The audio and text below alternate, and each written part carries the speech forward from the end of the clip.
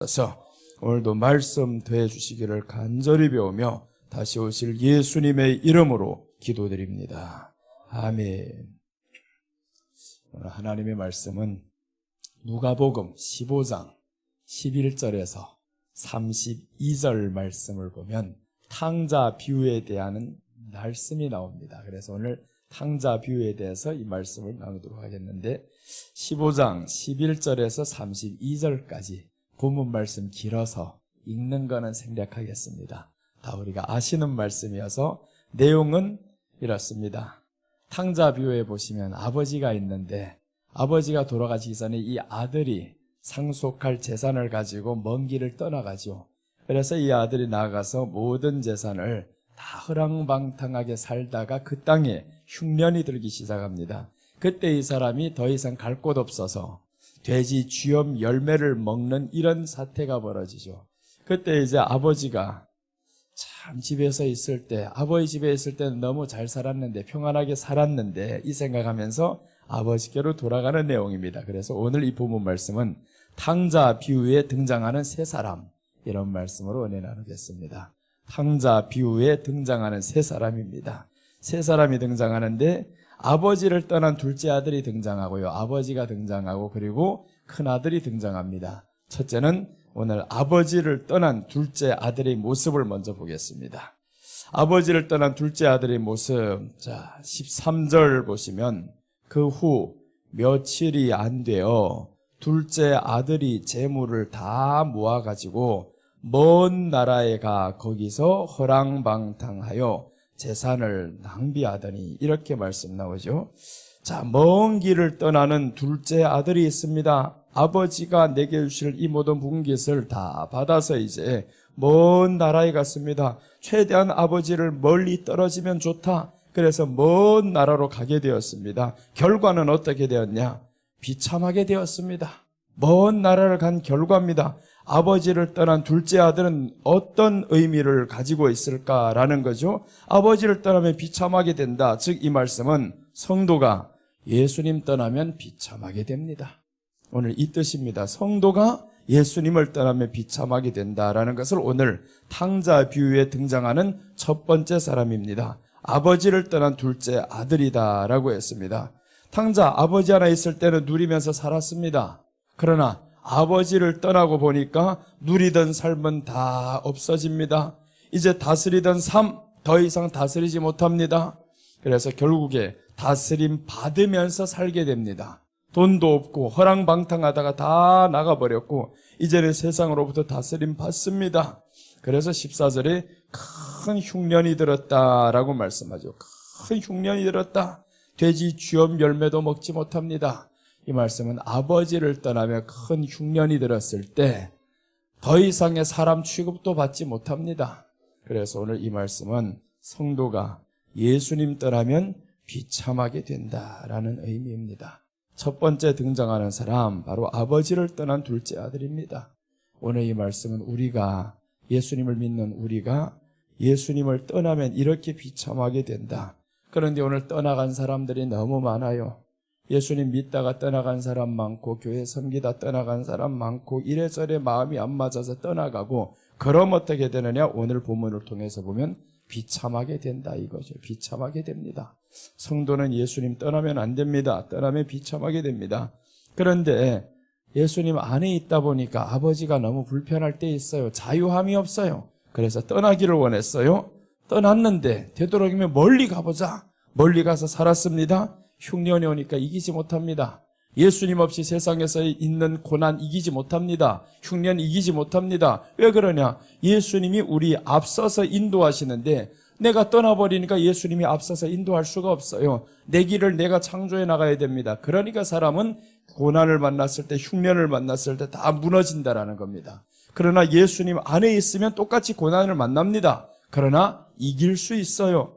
그래서 아버지를 떠난 둘째 아들은 성도가 예수님 떠나면 이렇게 비참하게 되는데 둘째 아들을 통해서 보여줍니다. 돼지 쥐염 열매를 먹고자 했는데 그것마저도 못 먹습니다. 성도가 이렇게 예수님 떠나면 돼지 쥐염 열매, 돼지 신세보다도 못하게 살아간다라는 겁니다. 이렇게 비참하게 되는 것을 보면서 오늘 우리에게 주는 교훈이 있습니다. 성도는 예수님을 떠나지 말아야 된다. 아버지 안에 사는 것이 조금 불편하더라도 떠나지 말아야 된다라는 겁니다. 내가 지금 교회 다니는 것이, 지금 교회 생활하는 것이 조금 불편하더라도 떠나지 말아야 된다. 떠나면 고생이다 이 말입니다. 떠나면 고생이다. 그런데 오늘 본문에서는 고생이 아니죠. 훨씬 더 비참하게 됩니다. 고생으로 끝나는 게 아닙니다. 더 비참하게 되었어요. 이게 오늘 본문이 우리에게 주는 현실입니다. 세상에서 예수님 믿다가 떠나면 이렇게 비참하게 됩니다. 요즘 들어서 떠나는 사람들이 많다고 그러죠. 지난 한 해를 통해서 보면 수많은 사람들이 교회를 떠났습니다. 그럼 결과가 어떻게 되느냐? 비참하게 되는데, 아니 나 지금 괜찮은데요? 이러는 사람이 있어요. 괜찮은데요? 그래, 하루 이틀 괜찮지, 1년 2년 괜찮지.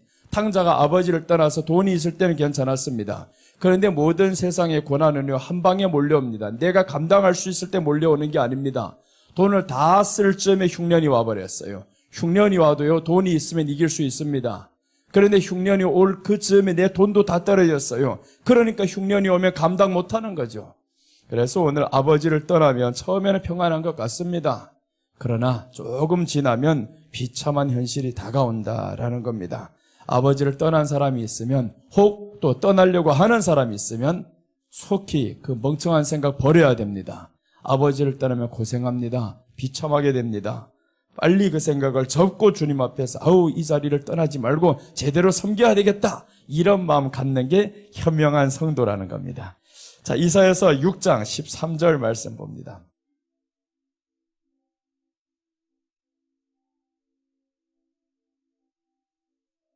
이사야 6장 13절에 보시면 그 중에 10분의 1이 아직 남아있을지라도 이것도 황폐하게 될 것이나 밤나무와 상수리 나무가 배임을 당하여도 그 그루터기는 남아있는 것 같이 거룩한 씨가 이 땅의 그루터기라 하시더라. 자, 10분의 1이 남아있을지라도 이것도 황폐하게 된다라는 겁니다. 다 황폐하게 된다. 그러나 누구만 황폐하게 안 되냐? 그루터기는 하잖아요. 그루터기는 밤나무, 상수리나무이 다 배임을 받습니다. 고난이 오면요 똑같습니다. 믿는 사람이나 믿지 않는 사람이나 똑같이 그 환경 속에서 다 들어가서 어렵게 삽니다. 코로나 3년째 지금 가고 있으니까 다 어렵잖아요. 믿는 사람이나 믿지 않는 사람이나 똑같습니다. 그러나 여기에서 말씀하는데 그루터기가 남아있다라고 합니다. 그루터기는 남아있는 것 같이 거룩한 씨가 이 땅의 그루터기라 하시더라.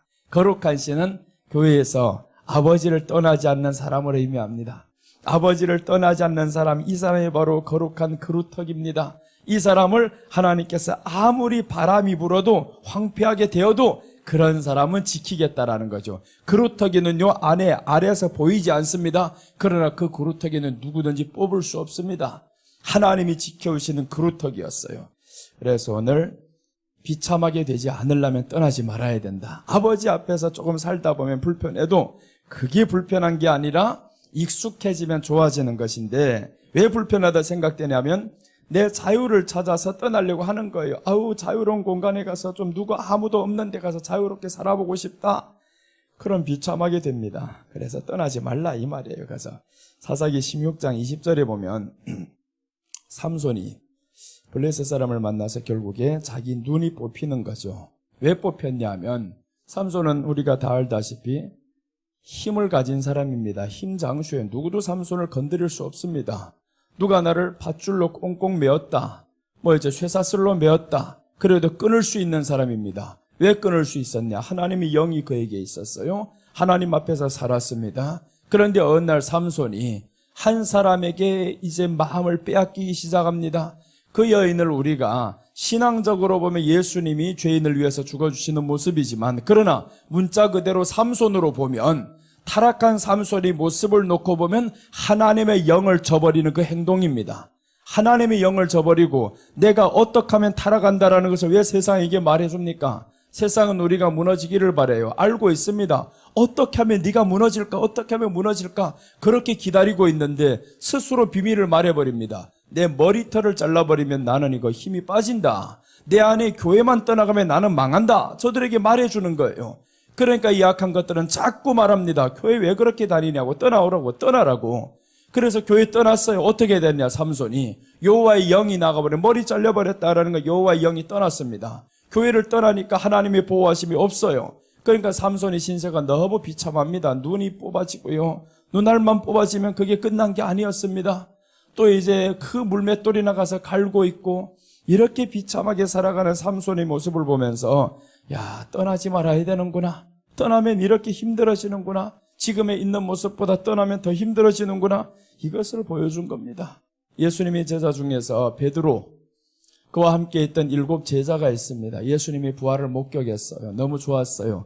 야, 두려움 가운데 처해 있을 때 예수님이 나타나서 두려워하지 말라, 두려워하지 말라 이렇게 해서 평강을 얻으라 해서 평강을 얻었습니다. 그 다음날에 베드로가 제자들과 함께 고기 잡으러 떠나갑니다. 아니, 예수님 만났으면 사명다시 회복해야지 왜 다시 고기 잡으러 가냐고요. 고기 잡는 이 사람을 예수님이 불러들였는데 내가 너를 사람 낚는 어부가 되게 하리라 이렇게 했는데 다시 고기 잡으러 나갑니다. 밤이 새도록 계속 고기를 잡는데 한 마리도 잡히지 않아요. 예수님 떠나서 하는 모든 일이 되는 게 없다고 스스로 고백합니다. 예수님 멀리서 물어봅니다. 얘들아, 잡은 것이 있느냐? 물어봤을 때 예수님 말씀하죠. 저 베드로가 말씀하는데 아무것도 없나이다 라고 합니다. 자신 스스로 고백합니다. 아무것도 없나이다. 예수님 떠나서 해보고자 했었던 모든 것이 되는 게 없습니다. 그래서 오늘날 되는 게 없는 사람들은 알아야 됩니다. 내가 지금 예수님 떠나서 그렇구나. 예수님 떠나서 지금 되는 게 없구나. 그럼 또 이렇게 반대로 생각합니다. 아니, 나는 지금 교회 안에서 신앙생활도 잘하고 있는데 왜 되는 게 없어요? 이렇게 물어보는 사람이 있어요. 왜 되는 게 없냐고. 그건 때가 안 돼서 그래요. 때가 안 돼서 안 되는 거지. 그건 되는 게 없는 게 아니면 이건 차이가 있어요. 예수님 떠나서 되는 것 없는 거하고 내가 예수님 안에 있는데 똑같이 안 되는 것 같아요. 그거는 때가 안 돼서 그렇지만 이건 때가 지나서 안 되는 거예요. 때가 지나서 안 되는 건 이건 방법이 없습니다. 기다려도 안 됩니다. 왜 그러냐? 때가 지났거든요. 예수님 안에 있을 때는 그때는 언제든지 주님이 주실 수 있는 때인데 그러나 떠나버리니까 그때는 돌아올 수 없는 때입니다. 가면 갈수록 안 되는 때예요. 그래서 예수님이 베드로에게 말씀하죠. 잡은 것이 있느냐? 없나이다 했더니 예수님이 다시 말씀합니다. 배 오른편에 던지라. 깊은 곳에 가서 던지라. 다시금 주님의 말씀을 생각하며 주님이 사명을 회복시켜주는 말씀이에요. 왜 베드로에게 배 오른편에 던지라고 했냐? 왜 똑같이 저 깊은 곳에 가 던지라고 했냐? 이거는 사명 회복입니다. 사명 회복이라는 걸 어디에서는 똑같은 사건이 2번 생깁니다. 이 사건 이전에 누가복음 5장에서 예수님 베드로를 부를 때 이렇게 부른 거예요. 고기잡이 밤새도록 하는데 잡히지 않습니다. 그때 예수님이 베드로를 향해서 저 깊은 물에 들어가라는 거예요. 깊은 데 가서 그 물을 던지라고 했습니다. 고기를 가득 잡았어요. 2번째 다시 나타나서 주님이 아무것도 묻지 않고 잡은 것이 있냐니까 없습니다. 없나이다 라고 하면서 배 오른편에 던지라 라고 하면서 사명을 다시 회복시켜 주니까 그때 베드로가 예수님을 따릅니다. 그때부터 베드로의 인생이 다시 바뀌기 시작하죠. 예수님이 다시 사명을 주는데 베드로가 어떻게 죽게 될 것을 말씀하는 것이 요한복음 21장의 내용이에요. 그래서 이 베드로가 다시금 주님 안으로 돌아옵니다. 안 되는 삶 하루 저녁으로 족합니다. 예수님 떠나서 안 되는데 하는 것마다 안 되는데 그럼 빨리 그 삶을 정리하고 돌아와야 된다라는 겁니다. 주님은 오늘도 물어봅니다. 잡은 것이 있느냐? 없나이다. 되는 것이 있느냐? 없나이다. 이 대답을 했으면 빨리 돌아와야 되는 거예요. 되는 것이 없는데 왜 돌아오지 않아요? 그러면 오랜 기간 동안 탕자와 같이 돼지 쥐업 열매를 먹고 살려고 해도 결국 없다라는 겁니다. 세상에 돼지 취급 받아도 사람들이 도와주는 사람 없어요. 그렇게 낮아져도 누구도 도와주는 사람 없습니다. 하나님은 우리 도움이시오. 그 도움은 그를 의지하는 자에게 도움이 되시는 겁니다. 그래서 오늘 아버지를 떠난 둘째 아들, 성도가 예수님 떠나면 이렇게 비참하게 됩니다. 아담과 하와가 하나님 말씀 떠나니까 비참하게 되잖아요. 에덴 동산을 떠나니까 어떤 결과가 왔냐면 땀을 흘려야 첫째는 살아갑니다. 에덴 동산에는 그렇지 않았어요. 그리고 가시나무 열매, 이 가시를 맺게 됩니다. 엉겅퀴를 맺게 됩니다. 땅에 그런 것들이 있으면 소출이 잘 나오지 않아요. 하는 일마다 잘 안 됩니다. 하나님을 떠났더니 이렇게 되었어요. 그래서 우리가 하나님을 떠나면 잘 되는 것도 안 되는 겁니다. 하나님을 떠나서 일이 잘 되고 있어요. 그것도 지금 당분간이지 안 되는 거예요. 조만간 그 사람은 영영 하나님을 떠나서 지옥 갈 것인가? 아니면 탕자와 같이 떠났다가 아버지 앞에 돌아오는 이런 사람이 사실 지혜롭고 축복받은 사람이에요. 그래서 오늘 아버지를 떠난 둘째 아들, 성도가 예수님 떠나면 비참하게 됩니다. 이 말씀을 첫째 드렸고요. 탕자 비유에 등장하는 세 사람, 둘째입니다. 두 번째 사람은 아들을 기다리는 아버지입니다. 아들을 기다리는 아버지. 본문 누가복음 15장 20절입니다. 15장 20절에 보시면 이에 일어나서 아버지께로 돌아가니라. 아직도 거리가 먼데 아버지가 그를 보고 측은히 여겨. 거리가 먼데 기다린다라는 겁니다. 아버지가 밤낮 아들을 기다리는 그 습관이 생겼던 거죠. 거리가 먼데 내 아들이 언제 돌아올 줄 알고 아버지가 기다리냐고요. 그 재산을 다 탕진할 때까지 아버지가 그러면 계속 기다렸다라는 겁니다.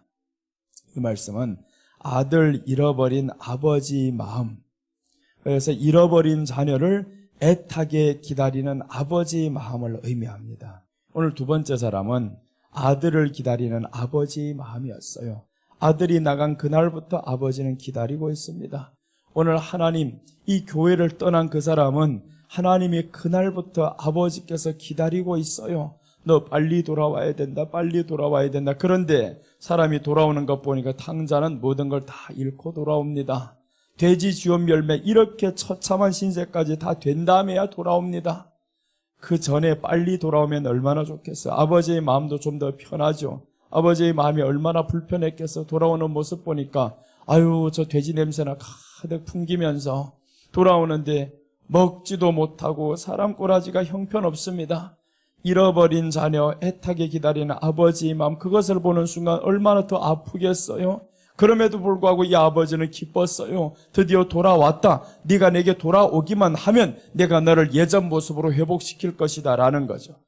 그래서 이제 이 아버지 기다리는 마음을 보면서 하나님께서 우리를 이렇게 애타게 기다리는구나. 교회를 떠나간 성도들을 하나님이 이렇게 애타게 기다리는구나. 이 모습을 보여주는 겁니다. 예수님께서 누가복음 8장 26절에서 39절에 보면 배를 타고 어디를 지나가는 거예요. 근데 배를 타고 지나가는 그 길에서 광풍이 일어납니다. 그 바다는 항상 광풍이 일어나는 그곳이에요. 그런데 광풍을 뚫고 그 거라사 지방에 왜 가야 되느냐? 아니, 그저 여기에서도 사역할 곳이 가득한데 왜 광풍을 뚫고 굳이 이렇게 배를 타고 저기까지 건너가야 되냐고요. 여기도 할 일들이 많은데. 근데 예수님은 그곳을 건너가야 되는 이유가 있습니다. 광풍을 뚫고 거라사 지방에 가셔야 되는 이유가 있는데 보니까 귀신에게 사로잡힌 자가 있습니다. 귀신에게 사로잡힌 자가 있는데 이 귀신에게 사로잡힌 자를 위해서 주님이 거기까지 가는데 그의 부모들이 얼마나 속 터지게 살아가겠냐고요. 내 딸이 이러고 있는데 아무 방법이 없어요. 방도가 없어요. 이렇게 애타게 살아가는 이 모습을 주님은 아시고 거기에 찾아가는 아버지의 마음 찾아가셨습니다. 그래서 이 귀신 들린 자를 예수님께서 만나기 위해서 그곳까지 찾아가셨어요. 예수님이 그러면 삭개오를 구원하려고 어디에 가시느냐? 여리고에 갑니다. 여리고에 예수님이 갈 이유가 없어요. 왜냐하면 예수님은 유대인이에요. 유대인으로서는 여리고 이방인들과 상종하면 안 됩니다. 그런데 왜 하필 여리고까지 찾아가야 되냐? 여리고에 가신 이유가 있습니다. 삭개오를 만나려고. 그 삭개오를 만나려고 예수님이 찾아간 겁니다. 삭개오도 예수님을 기다렸지만 그래서 아버지를 떠난 사람은 이렇게 그 아버지의 품을 떠났다는 그 갈급함 속에서 살아가는데 나갈 수가 없어요. 나갈 수가 없죠. 아버지께로 못 나가니까 예수님이 찾아왔습니다. 삭개오에게 찾아오셔서 이렇게 보여주시죠. 삭개오가 찾는 그 모습을 보면서 예수님이 삭개오가 있는 그 밑으로 지나갑니다. 찾기에 우리가 정말 예수님을 부르면 바로 나타날 그 장소에서 주님이 우리를 기다리고 계신다. 그래서 오늘 어디에서 기다렸냐? 아버지가 보니까 거리가 먼데 기다린다라는, 멀리서 오는데 보이지도 않는데 기다리고 있다라는 겁니다. 집을 떠난 사람이 있으면 빨리 아버지께 돌아와야 됩니다. 이렇게 아들을 기다리는 아버지의 모습을 또한 보여줍니다. 이스라엘 백성들이 애굽에서 400년 동안 종살이를 했어요. 종살이를 했는데 모세를 통해서 하나님이 구원을 합니다. 근데 여기에서 이 백성들을 구원하기 위해서 하나님이 10가지 기적을 보여줍니다. 그 마지막 기적 하나가 바로 그 양을 잡아야 되는 이 엄청난 기적입니다. 양을 잡아서 문설주에다 발라야 된다. 사람들이 이 너무 쉬운 행동인데 안 한다라는 겁니다. 쉬운 행동인데 하면 되는데 애굽 사람들은 안 했어요. 근데 이스라엘 사람들은 하는 거죠. 왜 그렇게 했냐면 우리가 하나님 앞에 나오는 그 길이 사실은 쉬워요. 쉬운데 안 합니다. 안 하면 어떻게 되는 너희 장자가 죽는 거예요. 그래서 아버지를 떠나면 이 아버지가 그렇게 기다리고 있다. 이것을 지금 보여줍니다. 그래서 지금이라도 아버지를 떠난 사람이 있으면 빨리 돌아오고 아버지가 기다리는 그 마음을 알아야 됩니다. 얼마나 애타게 기다리고 있는 그 아버지의 마음인데 그러다가 영영 돌아올 길이 없으면 어떡하냐고요. 그때 바로 주님이 재림하실 그날에는 영영 돌아올 수가 없습니다. 그래서 우리가 아버지가 이렇게 기다리는 모습을 통해서 하나님이 우리를 기다리고 있구나, 기다리고 있구나. 이걸 지금 보여준 내용입니다. 자, 셋째입니다. 탕자 비유에 등장하는 세 사람이 나오는데 첫째는 집을 나간 둘째 아들이었습니다. 집을 나간 둘째 아들을 보니까 비참하게 되죠. 아버지를 떠난 결과가 비참하고요. 아들을 기다리는 아버지의 모습입니다. 둘째 사람, 아버지, 즉 잃어버린 자녀 애타게 기다리는 아버지의 마음입니다. 아직까지 교회 안에 있으면서 아버지의 마음을 모른다면 아버지가 기다리는 그 마음을 알아야 되고요. 떠나간 사람이 있다면 빨리 돌아와서 아버지가 나를 이렇게 기다리는구나 라는 것을 알아야 됩니다. 자, 탕자 비유에 등장하는 세 사람, 셋째입니다. 셋째는 화를 내는 큰 아들이 있습니다. 화를 내는 큰 아들이 있다. 28절입니다. 누가복음 15장 28절에 보시면 그가 노하여 들어가고자 하지 아니하거늘 아버지가 나와서 권한대. 오늘 탕자 비유에서 세 번째 사람이 등장하는데 화를 내는 큰 아들이에요. 이유는 간단합니다. 아들이 돌아왔으니까. 동생이 돌아왔다고 화가 난 겁니다. 아니 이렇게 아버지의 재산을 탕진하고 간 저놈이 돌아왔는데 왜 아버지가 이렇게 기쁘게 반겨요? 그 이유는 뭐냐? 내가 지금 아버지 밑에서 이렇게 충성했는데 나한테는 양새끼 한 마리 잡지 않고 왜 돌아온 저 아들을 저렇게 반겨줍니까? 라고 이렇게 큰아들이 지금 막 화를 내는 모습을 보여줍니다. 돌아온 동생 때문에 화를 낸다라는 겁니다. 그럼 이 말씀은 아버지 마음을 모르는 성도 의미합니다. 아버지 마음을 모르는 성도들이 교회 안에 너무 많아요.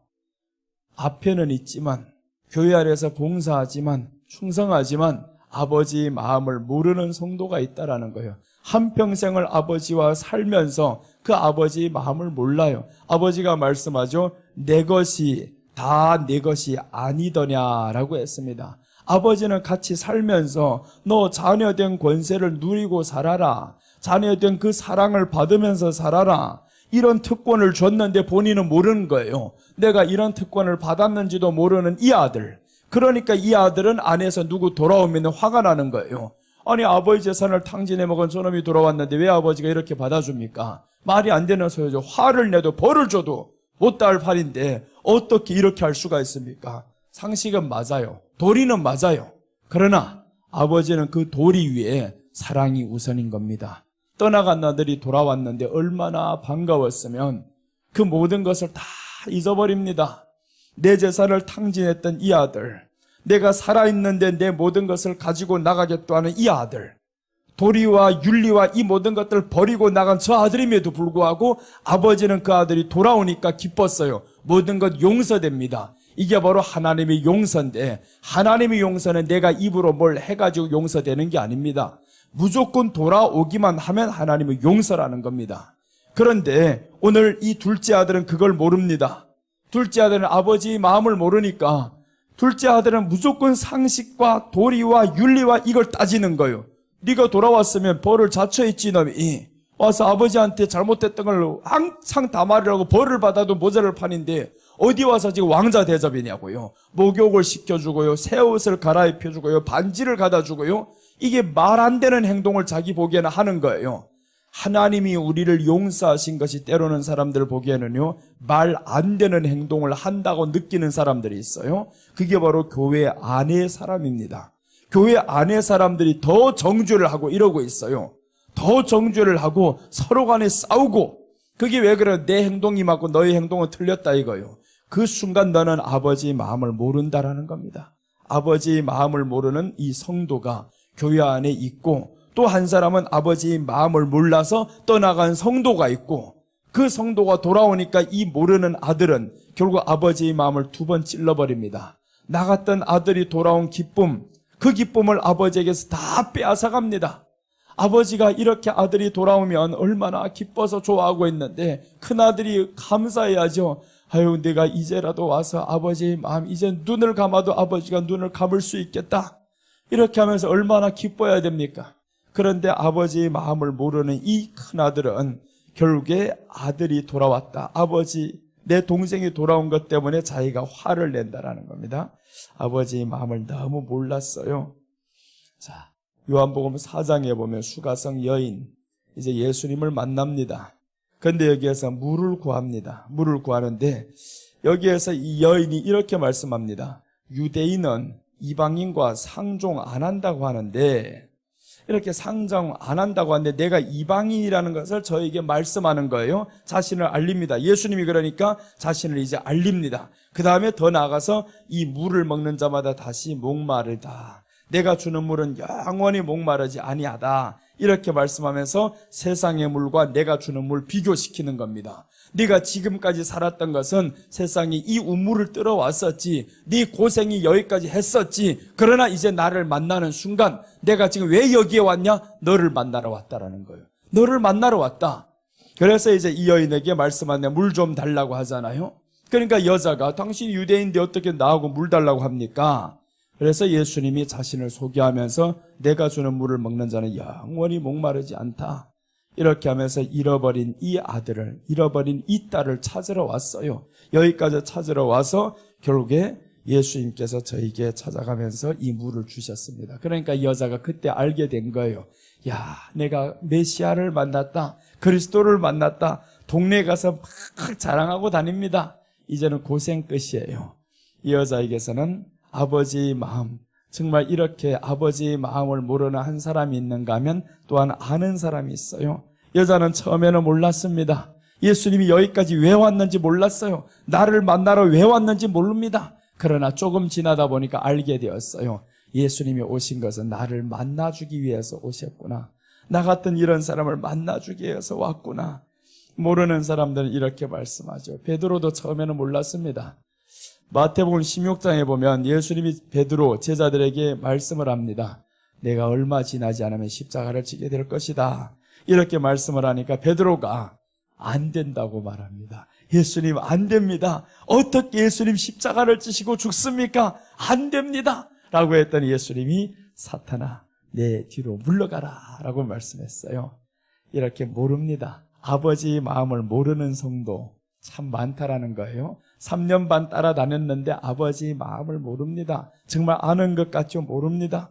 아버지의 마음을 몰랐던 이 베드로가 아마 찬물을 맞은 기분이었을 겁니다. 사탄아, 내 뒤로 떠나가라, 물러가라 했을 때 이 베드로가 얼마나 놀랐겠냐고요. 내가 지금까지는 안다고 생각했는데 전혀 몰랐다라는 겁니다.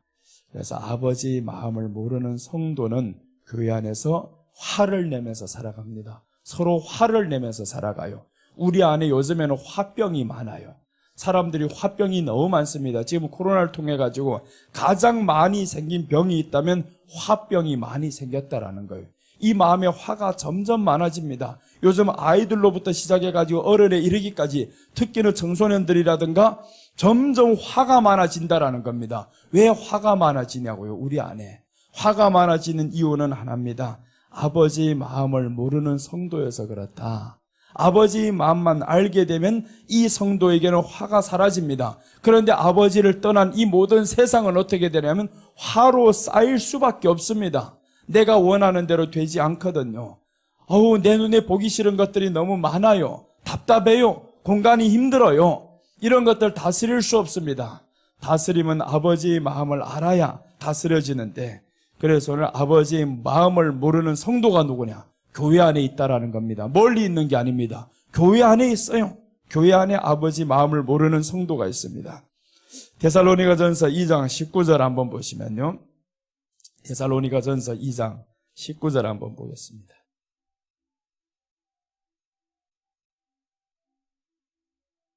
자, 2장 19절을 보시면 우리 소망이나 기쁨이나 자랑의 면류관이 무엇이냐? 그가 강림하실 때 우리 주 예수 앞에 너희가 아니냐? 너희가 아니냐? 야, 예수님의 자랑이 우리라는 거예요. 그가 강림하실 때 우리 주 예수 앞에 너희가 아니냐라고 합니다. 우리 소망이나 기쁨이나 자랑의 면류관이 무엇이냐? 그 면류관이 바로 예수님이 재림하실 때 우리 주 앞에 너희가 아니냐? 그토록 우리가 예수님 앞에는 자랑이라는 거예요. 그렇게 우리가 예수님의 마음, 아버지의 마음을 알아야 되는데 모르고 살아가는 이 아들이 있어요. 이 아들이. 그 아들을 이제 오늘 누가복음 15장으로 다시 돌아오면 31절, 32절에서 이렇게 말씀합니다. 아버지가 이르되 너는 항상 나와 함께 있으니 내 것이 다 내 것이로 라고 말씀하죠. 나와 항상 함께 있는데 내 것이 다 내 것이로다. 그런데 이것을 모르고 살아간다라는 겁니다.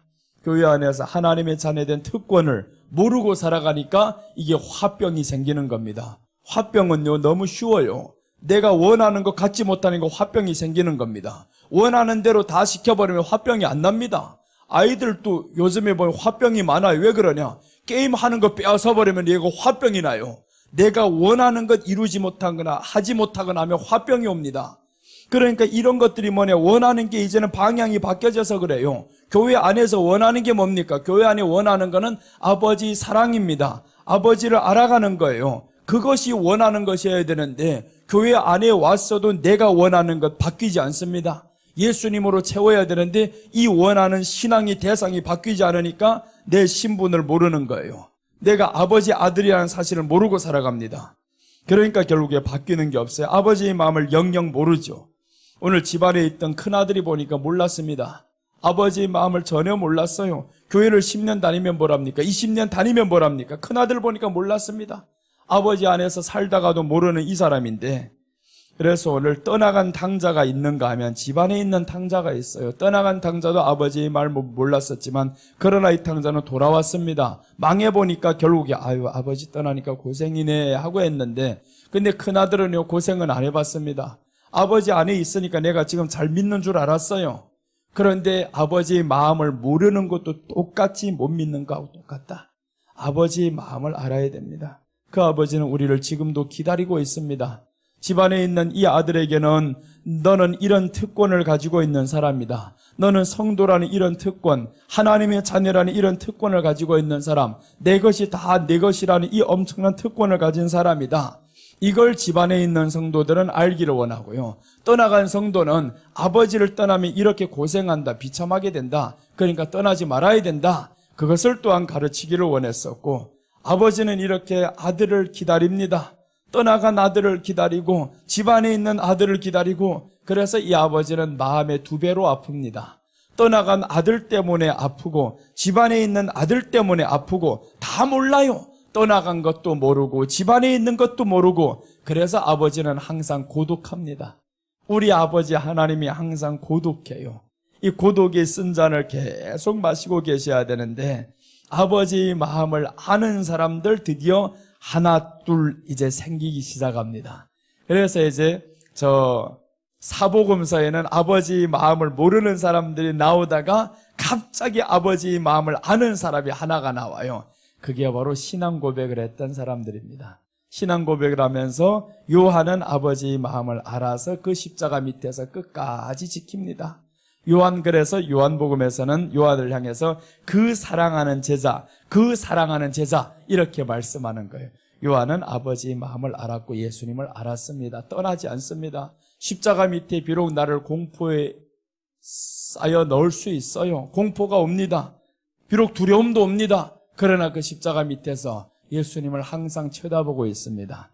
예수님의 위로는 바로 요한이었어요. 그러면서 요한에게 맡깁니다. 마리아를 향해서 내 어머니 곧 너의 어머니라, 가장 믿음직한 사람이 된 거죠. 너밖에 나를 아는 사람 없구나 이겁니다. 베드로, 저 너희들하고 저렇게 이렇게 수제자로 있었지만 떠나가는 거 봐라, 말은 안 했지만 요한을 보면서 내 어머니 곧 너희 어머니라고 맡기는 거예요. 그렇게 믿음직했었던 사람 누구냐? 아버지의 마음을 아는 성도를 의미합니다.